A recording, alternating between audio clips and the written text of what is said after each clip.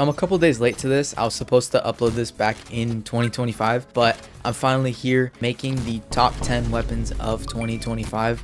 Now this is probably the hardest top 10 of the year I've ever made, mostly because the weapons this year have been the most cracked, most broken weapons have ever been released in Pixel Gun 3D, and that just says something how the game is falling off. But definitely the worst year for Pixel Gun without a doubt. So I do have a little bit of disclaimers like last year. So my first one is, this doesn't mean the weapons were released only in 2025. They could have been released back in like 2020 or something, but have been buffed like crazy this year. So the weapons on this list isn't exclusive to weapons only released in 2025. Now I feel like this one's kind of obvious, but I'm just gonna say it anyway. The weapons have to be good by themselves. They can't rely on like a set effect. For example like Frozen Heartbeat, it's a really good backup that one shots almost all the time, but it's really reliant on its set effect, which increases its backup damage. So by itself it's still good, but it's not really top 10 worthy. Oh yeah, this one's super important as well. I am ranking them on how they were at their prime and not how they are right now. There's a lot of weapons on this list that are just not as good as they were, but were really good or absolutely broke the game at the time of their release or at their prime. Alright, yapping done, let's get right into the top 10. Alright, for the number 10 spot is going to be Sharp Puck. Now this being number 10 just shows how cracked this year was with weapons, and not in a good way. It was the best backup until it was nerfed. It was a couple months after too. It lasted a while being the best, but I made a video saying Sparkling Horn was better. Completely ignore that video. I don't know what I was on when I did that. It did have input and output delay, but other than that, it was still really good of a weapon. But there is a weapon that is better than it, and of course that's Gilded Gaze, going for number 9. Weapon came out doing more damage than the Sharp Hook, and not only that, they nerfed it when this weapon came out, so it became immediately the new meta. And not only that, it had only input delay, so it wouldn't ever receive delay. This weapon is now nerfed and it does worse damage than the Sharp Hook, which makes sense because it has less delays. It's still a decent weapon to use now, but at the time of its release it would do like record damages as a backup for 3-cat spam while also having little to no delays. Now we did see it with Bloody Mercenary, but this one was also crazy. So now for the number 8 spot is a weapon I have little to no experience with, but I do have experience getting absolutely railed by this weapon in Classic Pool. It's the D Streets deck.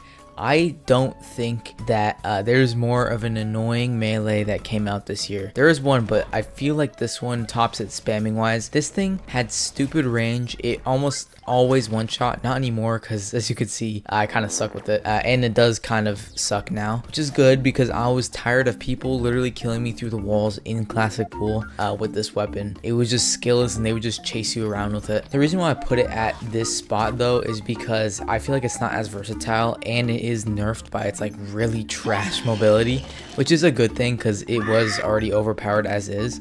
So I am kind of glad it had some kind of nerf, but either way it's still at the number 8 spot for being stupid OP. So for the number 7 spot goes to your Fave shotgun. It's by far the best shotgun release this year, and it does an insane amount of damage without having any delays, which is insane. This is by far the best range we've ever seen on a shotgun. As you can see, this thing can do around 100 damage from across the map, which is insane. It can go up from there too, and in closer range it always one-shots with the right mods, and I still find this thing even more overpowered than Ultimatum just because it's so like versatile to use. Compared to Ultimatum, without having any delays and doing a little bit less damage, but with that range I feel like it's an insane like just boost in performance. Other than that, it has a really weird crosshair which I really don't like, but it's still just a really good weapon. So for the number 6 spot goes to one of my favorite weapons that's on this list, and that's the Shadow Spell. This thing was running like prime brawn this year, and I'm being serious, it outperformed Inevitability in many attributes. Damage was higher, it had no reload, it has no spread just like Inevitability. This thing is just an upgraded Inevitability that came out this year, and I think it's obviously deserving a spot on this list. Now the reason I didn't put super high onto this list is because we've kind of seen this, just like Inevitability. It is better, but not in an like insanely different way. The one caveat it comes with is that it comes in legendary, so you're gonna have to upgrade it to mythical for it to be its best, but it is always available for 500 coupons, which is a good thing. Now for the number 5 spot goes to a weapon I feel like had a better comeback than Shadow Spell, which is obviously the Necklace of the Ice King. This thing had the most insane comeback after being obsolete for 1 year because of Cyber Lantern. Now this thing doesn't do as high damage as Cyber Lantern, but it's to the point where it's always gonna one shot if you have the right mods, and it is much faster fire rate. So this thing I personally believe is a better weapon to use than Cyber Lantern. Even though it does less damage, it is actually really close, and I feel like that's insane. I'm really happy that the faster cat spamming meta is back. I'm really glad to see this weapon do actually better than it was at its prime back then. Alright, so these next 4 weapons is where I feel like we're entering unbelievably broken territory, like unnecessarily broken weapons that didn't really need to come out at all. So for the number 4 spot is going to go to the Gojo's Wrath. Obviously, this weapon started a trend of Pixelgun just releasing more and more broken snipers. This was the first one. This one did so much damage. I think at its peak it did around like 180 body shot and almost 300 headshot damage, which was just unheard of at the time that this weapon was released.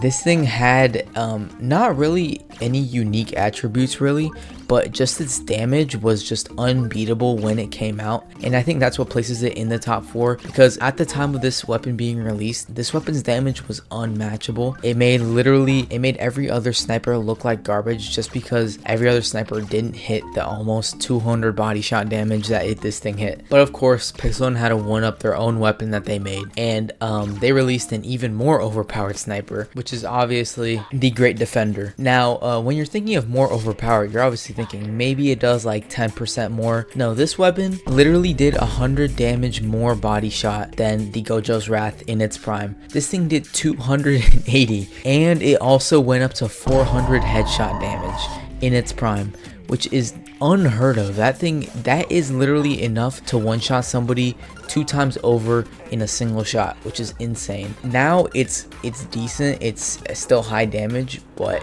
it's nowhere near the point that it was.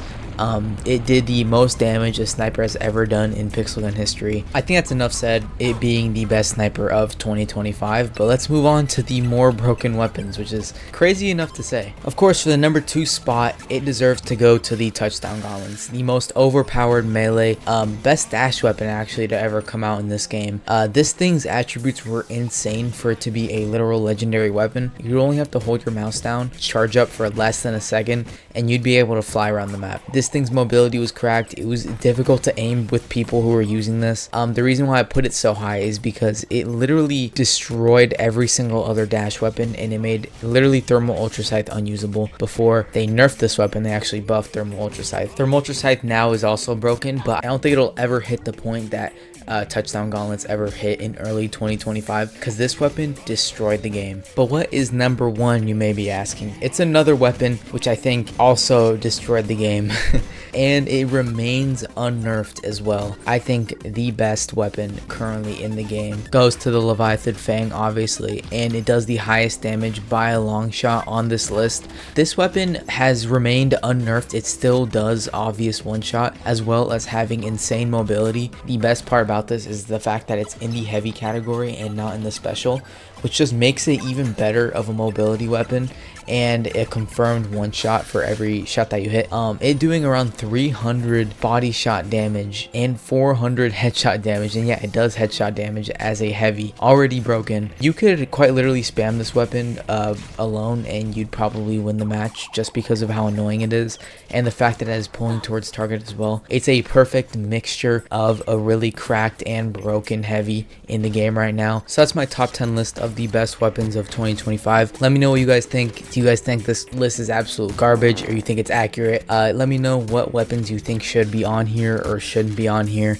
Sorry for not uploading as much. I'm probably not going to try as much to upload because the game is kind of empty and dead and greedy, and it's just not a good game right now. I'll see. Hopefully this isn't my last top 10 list of the year ever, but I'm really hoping the game comes back. We could see if I could do a Pixelgun 2 top 10 of 2026 if the game even comes out. But yeah, if y'all want to join the Discord or want to be notified when I'm live, that's going to be in the description below. Thank you guys for watching though. I appreciate it, and I'll see y'all in the next one.